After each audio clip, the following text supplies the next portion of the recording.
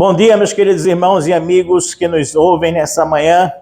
Para nós, como sempre, é um prazer, uma alegria, uma felicidade enorme poder estarmos aqui para louvar e engrandecer o nosso Deus e, nesse momento especificamente, podermos refletir, pensar, meditar sobre um trecho da Palavra de Deus que nos ajude na compreensão do que fazer de melhor para nossas vidas no dia a dia, ok? Domingo passado nós tivemos aqui um pregador que nos deu uma verdadeira aula de agricultura, de botânica, não sei nem como classificar direito, né? Um verdadeiro engenheiro agrônomo, enfim, um camarada que deitou e rolou aqui falando sobre folhas e frutos, não foi isso? Folhas e frutos. Ele despertou em mim a lembrança de um texto bíblico que eu tinha já guardado há algum tempo em meu coração para fazer uma reflexão. De vez em quando a gente lê alguns trechos da Bíblia, né, mesmo no nosso dia a dia devocional, e surge algum tipo de pensamento, de reflexão, de revelação de Deus, que a gente diz assim, um dia eu vou pregar sobre isso aqui, né? E é o caso desse texto de hoje, que a lembrança foi despertada dele a partir de domingo passado.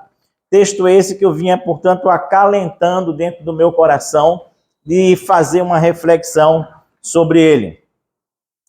Existe uma curiosidade no Evangelho de João, uma coisa que é bem característica do próprio Evangelho de João e somente dele.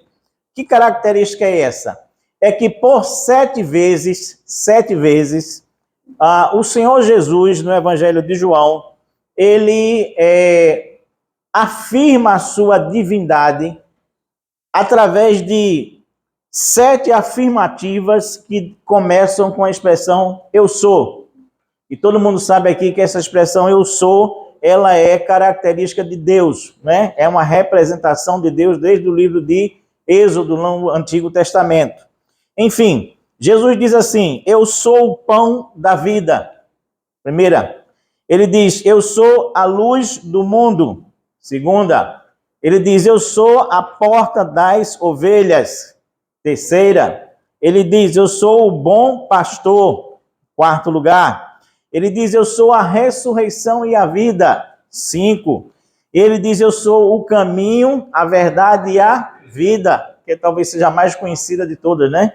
João 14:6 é a 6ª afirmativa. E a última afirmativa que ele faz, começando com essa expressão eu sou a videira verdadeira, ok? Domingo passado nós falamos sobre, na verdade, Moisés falou sobre a questão da figueira, né? Algumas árvores conhecidas lá de Israel naquela época. Ele falou sobre a figueira, ele falou sobre a oliveira, e hoje eu quero falar sobre essa expressão, eu sou a videira verdadeira. É a partir dessa expressão que nós queremos começar, não que eu queira dar uma aula, estou longe, na verdade, de ser um bom engenheiro agrônomo, mas assim, pelo menos eu quero dizer aquilo que Deus colocou no meu coração a respeito desse texto aqui. Então é precisamente aqui que eu quero começar a nossa reflexão. Abra sua Bíblia, Evangelho de João, capítulo de número 15, nós vamos ler apenas os 2 primeiros versículos, versículos 1 e 2, somente, versículos 1 e 2. E eu vou ler na versão chamada, na linguagem de hoje, que diz assim, eu sou a videira verdadeira e o meu pai é o lavrador. Todos os ramos que não dão frutos, ele corta, embora eles estejam em mim. Mas todos os ramos que dão frutos, ele poda, a fim de que fiquem limpos e deem mais frutos ainda. Que Deus nos abençoe na compreensão desse texto aqui. Pai amado e Deus bendito, nós buscamos a Tua presença nessa hora, queremos agradecer o Teu carinho, o Teu amor. Queremos te pedir, Pai eterno e Deus maravilhoso, que Tu abras os nossos olhos para a compreensão, que Tu abras o nosso coração para a aplicação desse texto em nossas vidas e que Tu possas falar a cada um de nós aqui presente nessa igreja, nessa manhã, através do teu divino Espírito Santo. Que seja ele o verdadeiro ensinador, aquele que vai ministrar, e que eu possa ser utilizado nas tuas mãos como mero instrumento teu. Muito obrigado mais uma vez pela honra de ministrar a tua palavra no nome de Jesus. Amém. Veja bem, eu quero chamar a atenção inicialmente dos irmãos aqui para o fato de que Jesus, ele não diz assim apenas, eu sou a videira, mas ele diz assim, eu sou a videira verdadeira. Não é interessante isso? Ou seja, ele faz questão de frisar, de enfatizar, de dizer que não é meramente uma videira, mas é a videira verdadeira. Isso acontece porque naquela época, meus queridos irmãos, existia no templo de Jerusalém uma videira de ouro, que ela adornava o templo de Jerusalém. Israel, no Antigo Testamento, ele era chamado de a vinha, ou videira de Deus. O que Jesus está dizendo é assim, olha só, eu sou a videira verdadeira, verídica. Essa palavra verdadeira no original significa verdadeira, significa verídica, significa real, significa genuína, não fictícia, não fingida, conformada à verdade, verdadeira em si mesma e por si só, em outras palavras. Isso significava essa videira verdadeira.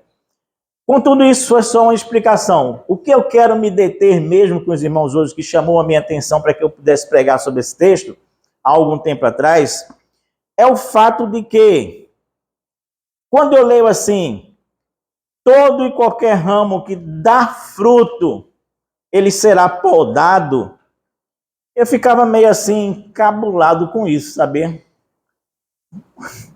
Por que se ele está dando fruto, vai ser podado? A gente já viu muito bem a separação que foi feita domingo passado por Moisés aqui, sobre a árvore que só tinha folhas, né? Aparência, era fingida, mas não tinha fruto nenhum. Essa de hoje aqui, ela tem fruto, ela tem um lado que não tem fruto, ela tem um lado que tem fruto. Todo ramo que não tem fruto, o pai faz o quê? Corta, joga fora. Tudo bem? Aí é compreensível. Mas quando ele diz assim, tá, mas todo lado que tem fruto vai ser podado. Todo lado que tem fruto, ou todo ramo que tem fruto, vai ser o quê? Podado. Isso chama a minha atenção e na minha leiguice, parece isso tremendamente injusto.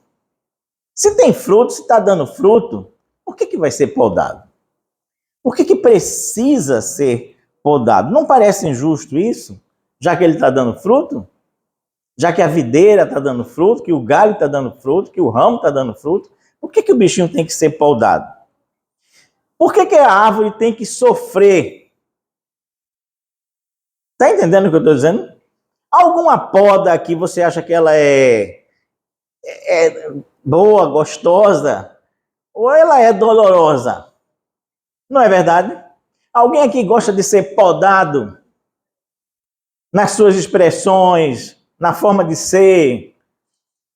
Gosta?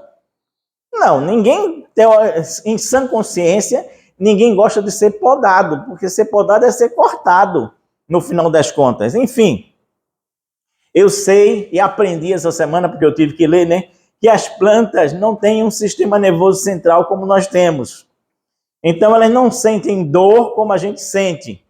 Mas isso não encobre a verdade de que elas têm reações fisiológicas. Elas possuem mecanismos de defesa e de cicatrização.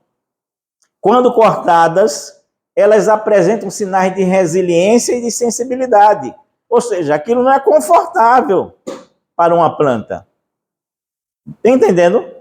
É como se alguém cortasse guardado as devidas proporções, né? Assim, esse dedinho mindinho aí do pastor está muito feio, deixa eu cortar ele. Tuft. Aí...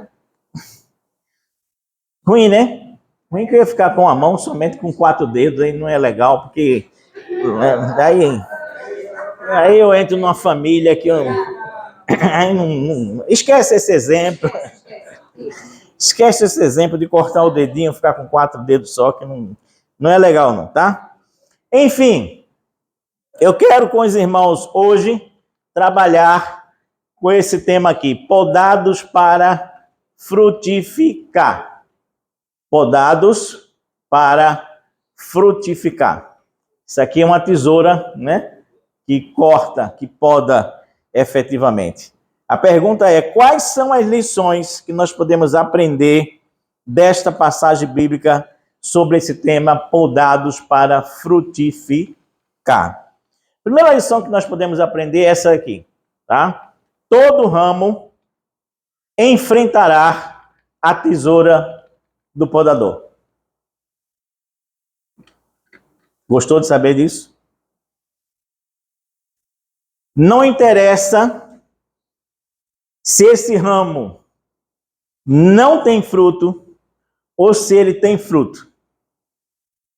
O que interessa é que todo e qualquer ramo, ele um dia vai enfrentar a tesoura do podador. E a gente sabe que esse texto aqui, Jesus Cristo não está falando para os não crentes, para os não cristãos, para os gentios, não. Ele está falando de ramos que estão ligados à videira. E ele diz: eu sou a videira, certo? Todo ramo que estando em mim, que está em mim, tem a ele fruto, não tem a ele fruto, mas está em mim, eu corto ou eu vou podar. Eu não, o Pai, certo? Mas isso vai acontecer. Está entendendo o que eu estou lhe dizendo? Enfim, não interessa. Interessa que esse texto aqui é escrito para aqueles que são servos de Deus. Todos os ramos que não dão fruto, ele corta. Embora eles estejam em mim. É a observação justamente da Bíblia na linguagem de hoje. E ele complementa dizendo: e os ramos que dão fruto, ele vai podar. O texto é claro. Ou ele corta, ou ele poda. Ou ele poda, ou ele corta. Mas não adianta pensar que, estando nós ligados a Jesus, não enfrentaremos um dia a tesoura do podador. Ou a tesoura que está nas mãos do podador. Nós enfrentaremos esse processo de poda em nossas vidas. Porém, entenda, isso dói, mas isso é bom. Eu sei que nós todos temos medo de dor. Isso dói, mas entenda que isso é uma coisa boa. Talvez na hora da poda a gente não compreenda. Talvez na hora que nós estejamos sendo podados a gente questione a Deus. Talvez a gente fique triste, zangado, aborrecido, magoado, injustiçado, se sentindo prejudicado, decepcionado, reclamando, talvez dizendo assim: mas eu sou filho de Deus, como é que eu estou passando por isso? Como é que eu estou sendo podado?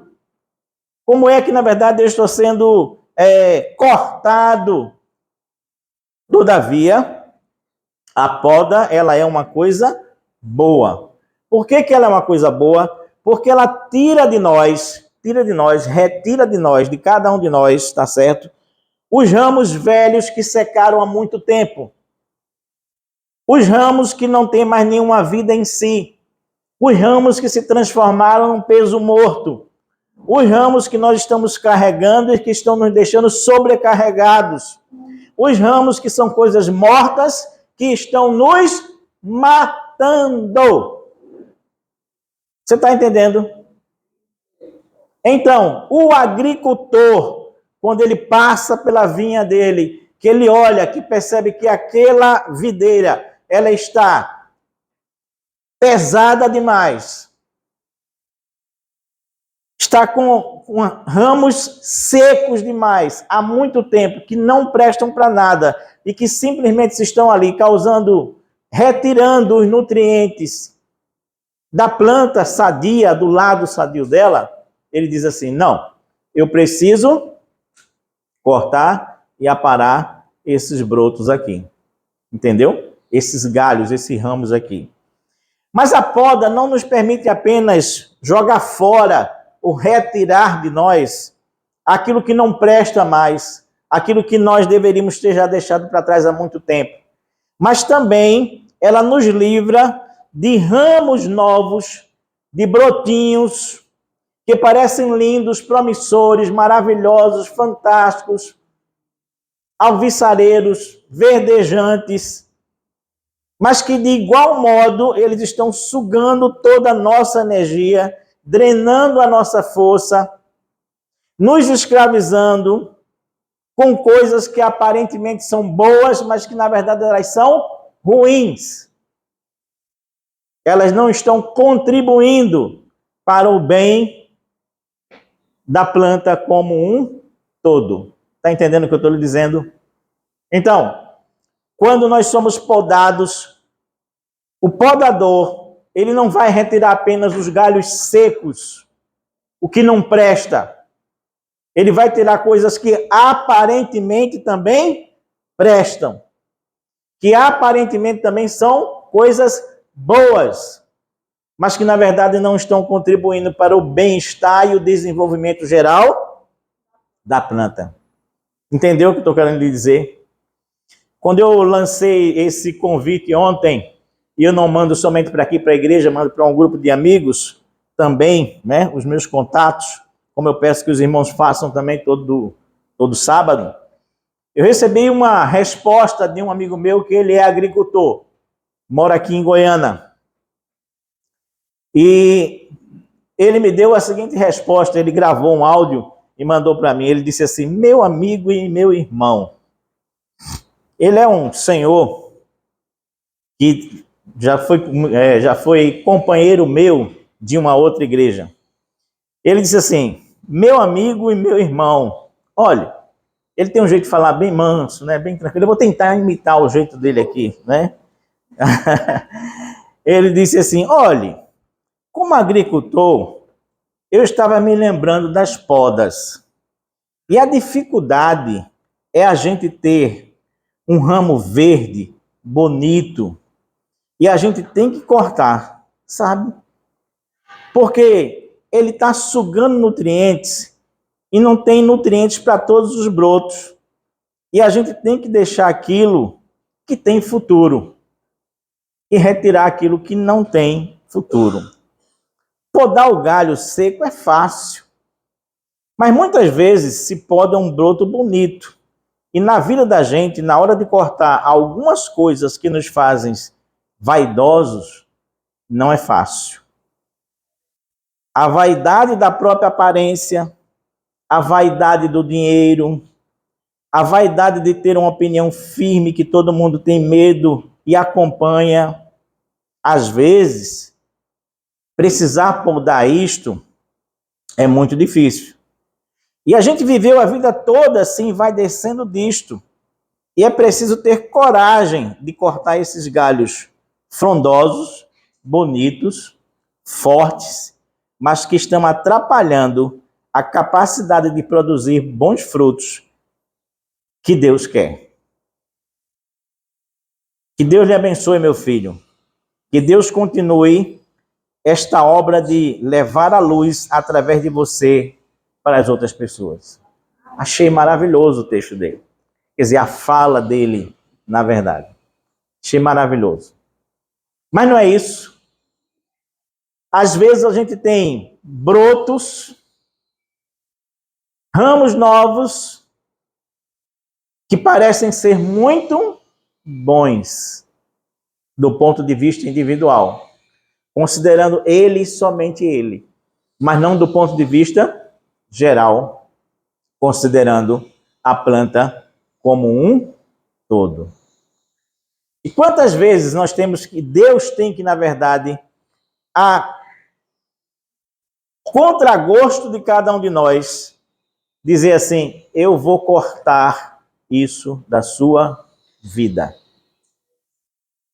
Eu vou lhe podar.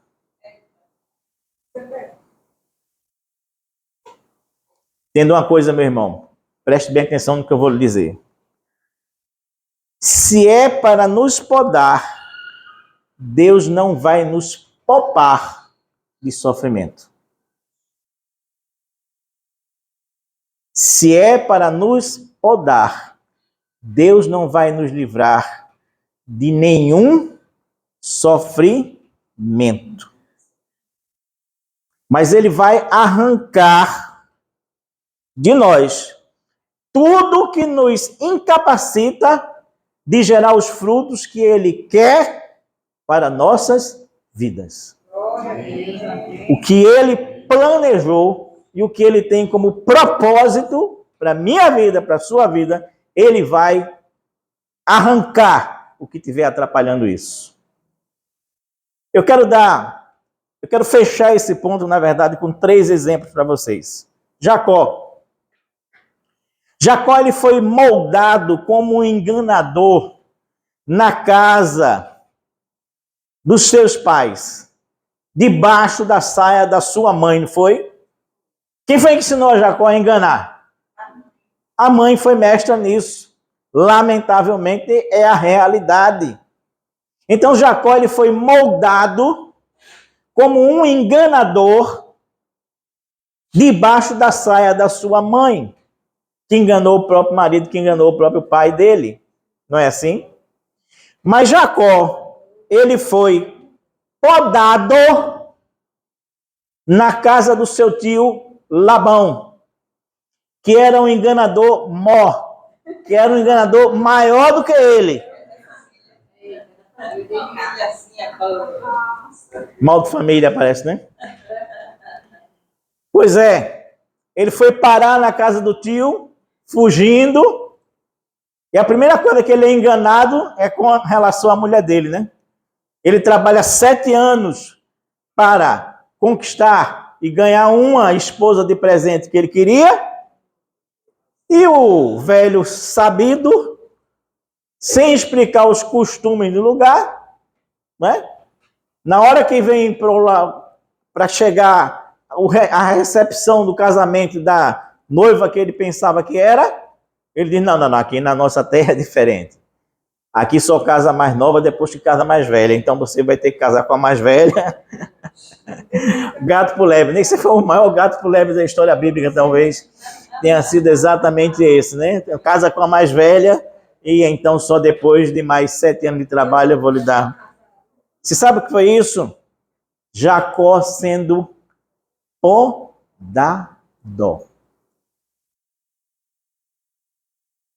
E daí em diante, essa poda vai continuar até o dia em que ele atravessa o vale do Jaboque. E ali ele se transforma num outro homem, numa outra pessoa, porque na viagem de ida até Deus ele queria enganar, né? Prometendo a Deus que se fosse tudo bem, quando voltasse ele daria o dízimo, todas as coisas, querendo comprar Deus, né? Com essa história. De volta, podado, aí sim, ele se transforma em Israel. Quero dar outro exemplo. Moisés. Moisés ele foi moldado aonde? No palácio de Faraó. Desde bebê, ele é criado no palácio de Faraó, com mordomia, com riqueza, passando bem. Povo hebreu escravizado, ele pouco ligando para essa história. Mas Moisés é podado aonde? No deserto.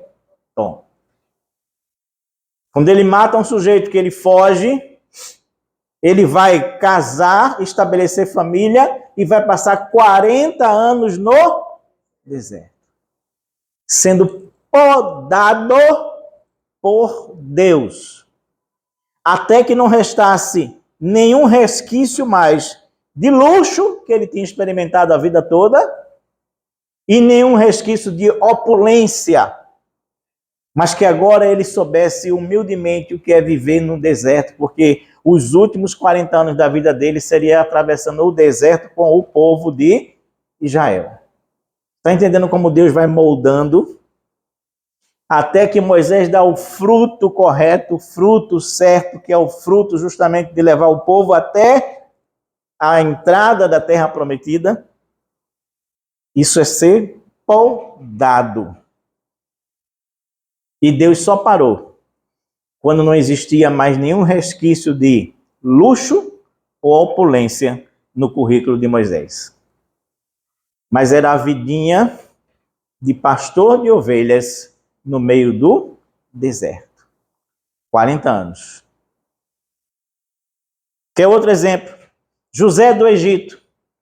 José do Egito, ele foi moldado aonde? Ele foi moldado dentro de casa pelo seu pai e pela sua mãe como um menino mimado. Era ou não era? Ah, eu tive um sonho. Que sonho, cara? Ah, que na verdade, traduzindo, né? Em outras palavras, né? Ele diz de uma maneira metafórica, mas assim, traduzindo, que todos vocês se ajoelhavam perante mim. E olha que esse cabra é o rabo da fila, né? É o mais novo de todos, né? E os mais velhos, que eram aqueles que estavam na linha de sucessão antes dele, assim, mas que cabrinha petulante. Que sujeitinho sem vergonha. O pai tanto sabia que ele gostava de uma encrencazinha, que quando os irmãos vão para levar os animais, etc., para negociar e etc. Tal, o pai diz assim, vai lá e vê o que está acontecendo, depois vem me dizer aqui. Ou seja, ele entregava os irmãos. E nesse negocinho aí faz uma capa bem bonita para ele. E ele agora tem uma capa que é a capa do primogênito. Não era para ser para ele, mas agora a capa é dele, é bonita, então ele se acha mais ainda. Enfim, esse sujeito virou um menino mimado. Ele foi moldado como um menino mimado. Mas ele foi moldado aonde? No Egito. Vendido como escravo, caluniado, virando prisioneiro. Ele passa 17 anos da vida dele só na poda. Ou como a gente diz aqui no Nordeste, só levando lapada. Só na lapada. Mas ele estava sendo o quê? Podado. Podado. Entenda, meu querido irmão. Se é para nos podar, Deus não vai nos poupar. Mas nós enfrentaremos a tesoura do podador. Pergunto eu, responde cada um de nós agora. Você está se sentindo podado? Você está se sentindo aparado, cortado, está angustiado, está dizendo assim, está difícil, está complicado? Pergunte. Isso é uma provação ou isso é uma podação? O que é que está acontecendo comigo? O que está acontecendo comigo é que Deus quer retirar de mim alguma coisa que realmente está impedindo que eu frutifique do jeito que Ele quer que eu frutifique. Se é isso, não tenha dúvida, Ele vai tirar. Que você goste, que você não goste, que você ache ruim, que você não ache ruim, que doa, que não doa, que faça sofrer, que não faça sofrer, mas Ele vai tirar isso de você, se você está enganchado nele, de alguma forma. Se Ele é a videira e você é o ramo que está nela, Ele vai fazer isto. E não adianta chorar, porque Ele vai fazer. De qualquer maneira e de qualquer forma. Segunda lição que nós aprendemos com esse texto. é esta aqui. Interessa sim saber quem é o podador. E disse que não interessa se tem fruto ou se não tem fruto. Todos nós vamos um dia enfrentar a tesoura do podador. Segunda coisa é essa, interessa sim. Isso aqui interessa. Interessa saber quem é o podador. Qual é a primeira frase desse versículo 1 desse texto aqui? É a seguinte: eu sou a videira verdadeira e meu pai é o lavrador. Esse é um dos poucos textos, na verdade, em que Jesus Cristo faz questão de ir direto ao ponto logo a partir do início. Ele faz questão de não deixar dúvida nenhuma sobre o assunto. Ele não dá margem para nenhuma interpretação simbólica ou subjetiva de quem vai ler esse texto, de quem vai interpretar esse texto. Não tem dúvida aqui. Aqui é linha direta.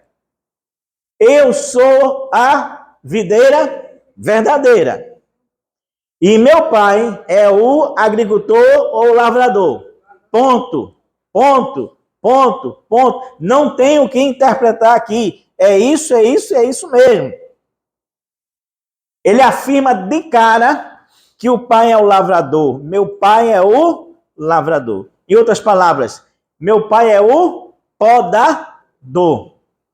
E ponto final. Eu desconfio que Jesus Cristo faz isso, tem essa postura, porque eu acho que a fila dos candidatos a podador já estava dobrando na esquina. Não é não? Porque nós somos metidos a podadores.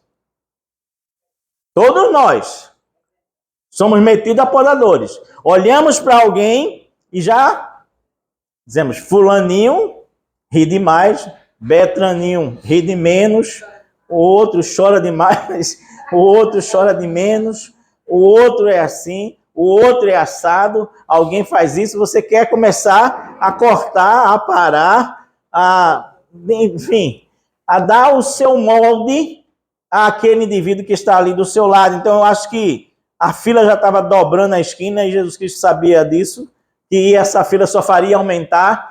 Aí ele diz, não, acabou-se. O lavrador, o podador é meu pai. Para com isso. Entenda. O serviço do podador, ele não deve ser feito por qualquer um. O serviço do podador, ele não pode ser feito por qualquer um. Não é o caso de você pegar uma tesoura de costureira, dessas bem grandes que ela tem, e começar a decepar a planta. Entendeu? Não é assim que funciona. Não é assim que acontece.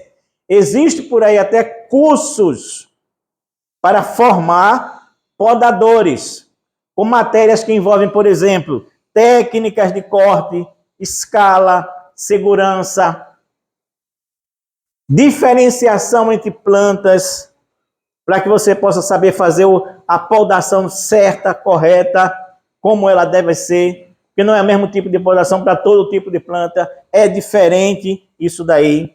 Podar uma árvore, portanto, é mais do que simplesmente cortar uma árvore. Na verdade, é uma arte. Entendeu? Podar uma planta é uma arte. Então, não pode ser feito de qualquer forma, de qualquer maneira, atabalhoadamente. Podar envolve princípios de estética, conhecimento de botânica, sensibilidade, intuição, habilidade manual, manejo, ser detalhista, ter competência técnica, paciência, maestria no que está fazendo. Tudo isso envolve uma podação. Igual que se faz com esses bonsai, né? Acho que é esse o nome dessas plantinhas miniaturas pequenininhas que a gente vê aqui nessa imagem aqui. Ou seja, não é uma coisa que deve ser feita por qualquer um. Tem uma maneira toda especial de se fazer isso daí. Você acha que você poderia encontrar uma melhor pessoa para cuidar da poda de um ser humano do que Deus?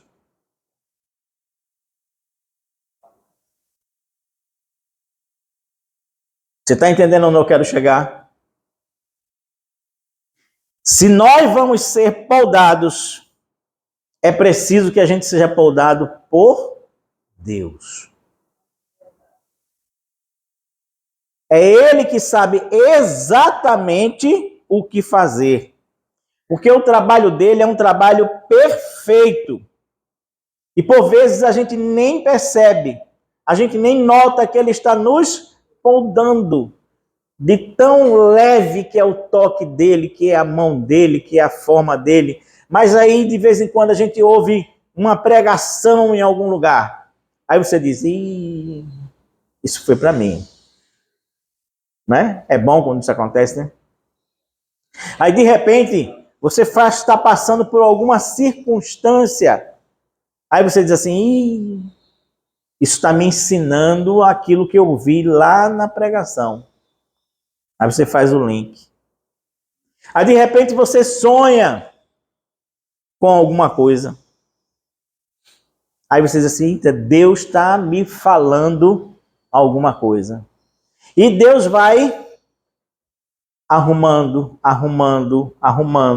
de leve, estrategicamente, com calma, com carinho, com apreço, com amor, a podação que Ele está fazendo minha e de você. Está entendendo o que eu estou lhe dizendo? Deus, Ele não tem pressa, Ele é paciente ao nos moldar, a fazer aquilo em nós que precisa ser feito.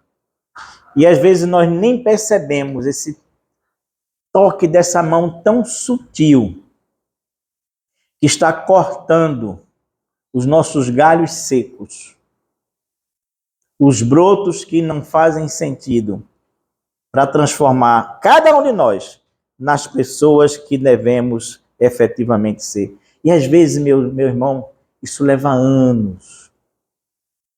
Um dia desse eu me espantei com a situação. Lá no meu passado, muitos anos atrás, muitos anos mesmo, talvez, sei lá, 25, 30 anos atrás, eu estive envolvido com uma situação que me fez sofrer bastante. E ali, eu tomei uma determinada decisão.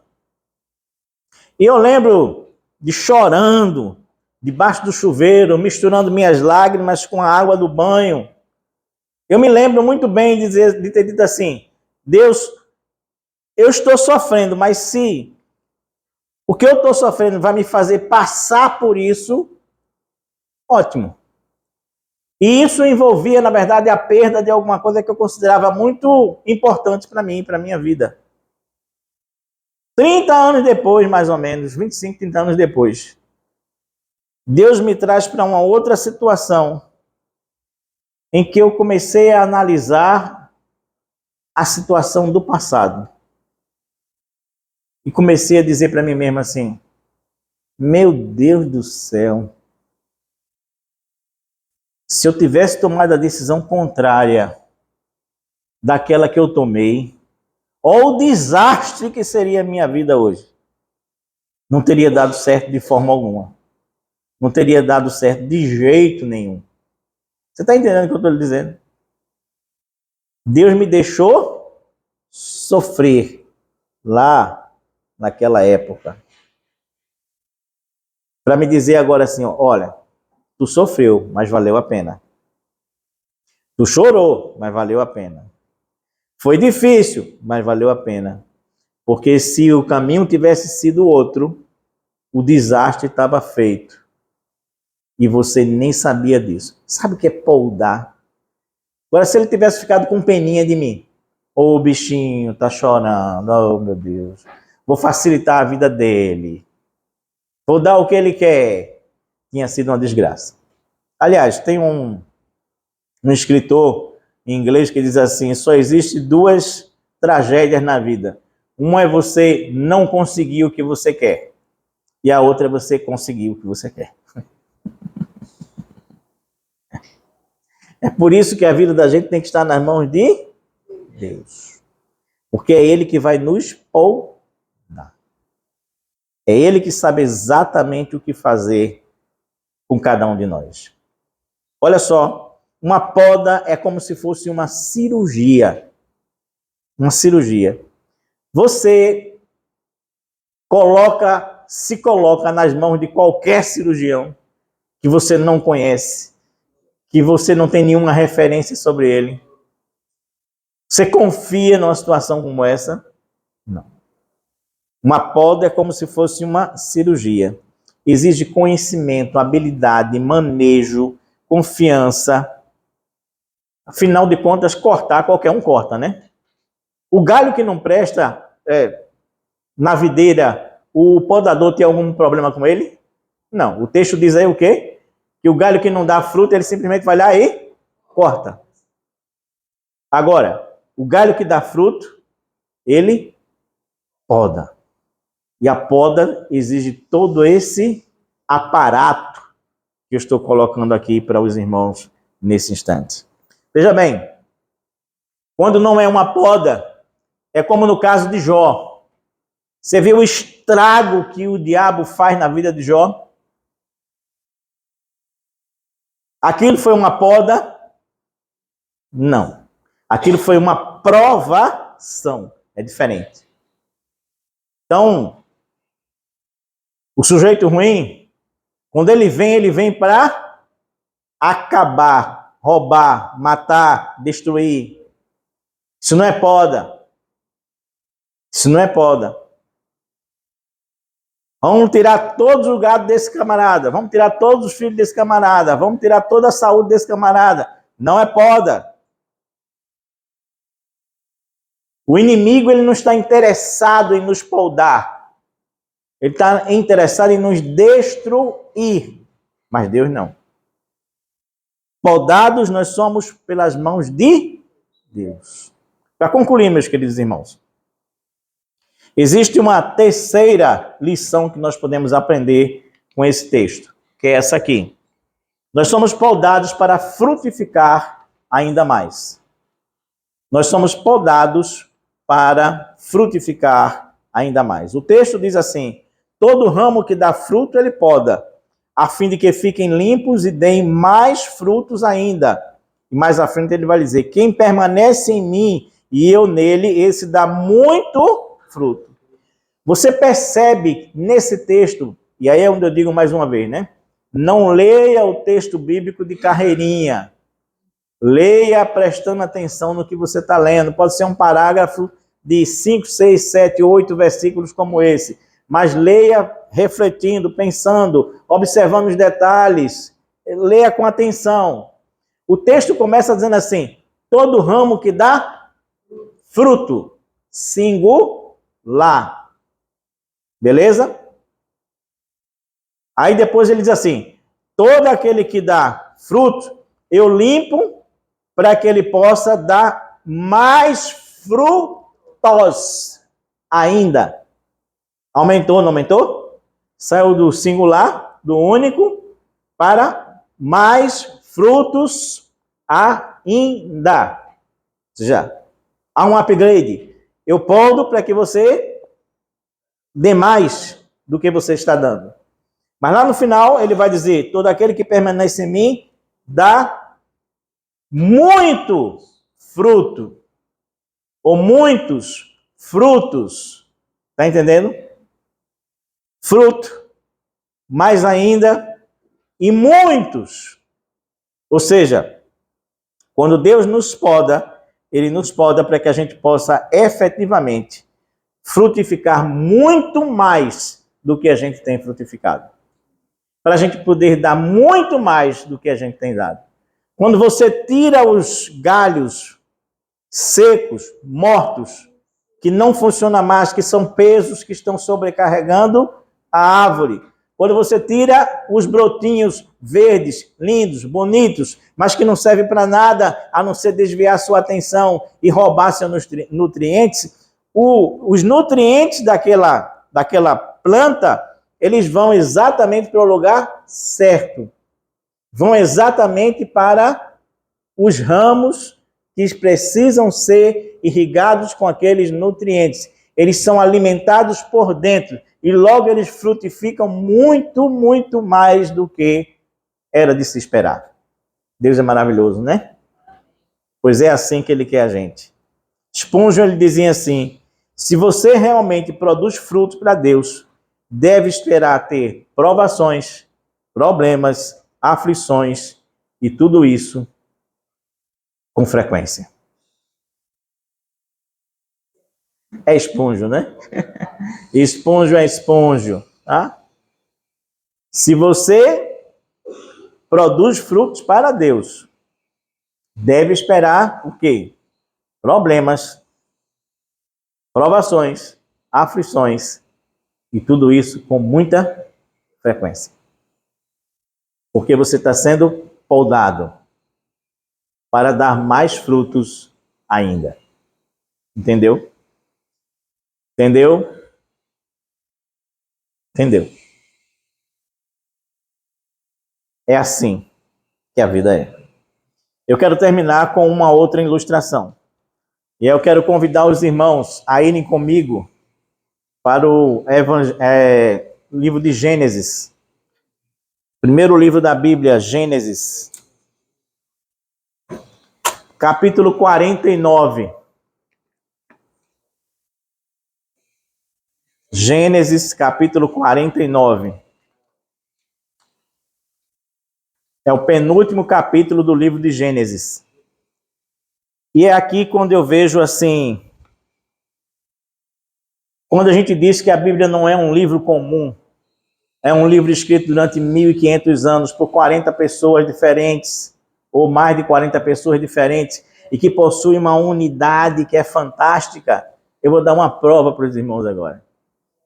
O camarada que escreveu Gênesis não teve nenhum contato com o camarada que escreveu João. O João não teve nenhum contato, na verdade, com quem escreveu Gênesis. Nenhum. Mas preste atenção aonde a gente vai parar nessa manhã aqui. O capítulo 49 do livro de Gênesis, que é o penúltimo capítulo desse livro, ele é o momento final da vida de Jacó. Aquele Jacó que eu falei que foi podado, né, na casa do tio. Ele reúne finalmente todos os filhos, inclusive José, que estava no Egito, e Benjamim, que era o filho mais novo nessa época, agora o caçulinha, aí também. E ele chama esses filhos, como era costume na época, porque ele sabia que estava se aproximando a morte dele, para abençoar esses filhos. E veja o que acontece aqui. Ele reúne esses filhos para dar essa bênção. Ele vai proferindo uma bênção sobre cada um e, ao mesmo tempo, fazendo um descritivo da personalidade de cada um. Vê que coisa interessante. Então, ele diz assim, no versículo de número 3, Rúben, você é meu filho mais velho, minha força, o filho da minha juventude vigorosa, é o primeiro em importância e o primeiro em poder. Contudo, você é impetuoso como um enchente e não será mais o primeiro. Entendeu? Esse era Rúben. Descreveu Rúben. Disse como ele era. Que ele não ia ser o primeiro entre eles. Com certeza. Depois, no versículo 5, ele diz, Simeão e Levi, vocês são iguais em tudo. Suas armas são instrumentos de violência. Em sua ira, vocês mataram homens e por diversão aleijaram bois. Estou saltando os versículos, estou dizendo só as características, viu, minha gente? E então ele diz, maldita seja a sua ira, pois é feroz, e maldita a sua fúria, pois é cruel. Isso ele diz a respeito de Simeão e de Levi. Depois, mais abaixo, ele diz para Judá, versículo 8, Judá, seus irmãos o louvarão. E lá no versículo 10 ele diz, o cetro não se afastará de Judá, nem o bastão de autoridade de seus descendentes, até que venha aquele a quem pertence, aquele que todas as nações honrarão. Há uma impressão aqui que Jesus Cristo é da tribo de Judá. Então Judá entregaria esse cetro justamente para aquele que seria adorado por todas as nações, que seria, no final das contas, Jesus Cristo. E ele ainda diz assim, ele amarrará o seu potro a uma videira, e seu jumentinho a uma videira seleta. Está vendo como há uma semelhança, né? Que aponta, de certa forma, para Cristo aí. Depois, lá embaixo, no versículo 13, ele vai dizer, Zebulun. É um nome lindo para você colocar nos seus filhos, né? Zebulun. Chamariam ele de Zezinho, ou chamariam de Bulum, né? Você teria duas opções. Zebulun se estabelecerá à beira-mar e será um porto para os navios. Legal? Suas fronteiras se estenderão até Sidom. Versículo 14, ele diz, Isacar, você é um jumento forte, que descansa entre os dois sacos de carga. Ele devia ser bem forte, né? Ele ainda diz assim, curvará os seus ombros para carregar, para a carga, e se sujeitará a trabalhos forçados. Não sei se ele gostou muito dessa história, né? Versículo 16, ele fala de Dan. Dan, você governará o seu povo. Você governará o seu povo, como qualquer tribo de Israel. Dan será uma serpente à beira da estrada, e uma víbora junto ao caminho. Não sei se gostou muito dessa história aí também, né? Mas tudo bem. 19, ele vai dizer, Gade será atacado por bandos de saqueadores, mas os atacará quando baterem em retirada. 20, Asser, outro filho, se alimentará de comidas deliciosas e produzirá iguarias dignas de reis. Asser era o chefe de cozinha da turma, né? Era o nosso Kibson, né? Asser era o nosso Kibson aí, pelo visto da família de Jacó, né? Pois é, rapaz. Se alimentará de comidas deliciosas e produzirá iguarias dignas de reis, vê? O negócio será bom lá. 21, Naftali é uma gazela solta que dá à luz lindos filhotes. E aí vem por último, o penúltimo, vem José. Presta atenção no que ele diz a respeito de José. José é árvore frutífera. Árvore frutífera junto à fonte. Seus ramos se estendem por cima do muro. Amém, meu irmão? Por que José seria uma árvore frutífera junto a uma fonte, cujos ramos estariam por cima do muro? Porque José foi o único que foi podador. Está me entendendo agora? Está me entendendo agora que, na verdade, Jacó está falando do que ele nem sabe, do que ele nem imaginou, mas pela boca dele está saindo uma espécie de profecia abençoadora, porque aquele que for podado, ele se transformará numa árvore frutífera, frutífera, frutífera, frutífera, frutífera. Nós temos sido árvores frutíferas. Se queremos ser árvores frutíferas, dar frutas, precisamos ser também podados. No nome de Jesus. Amém.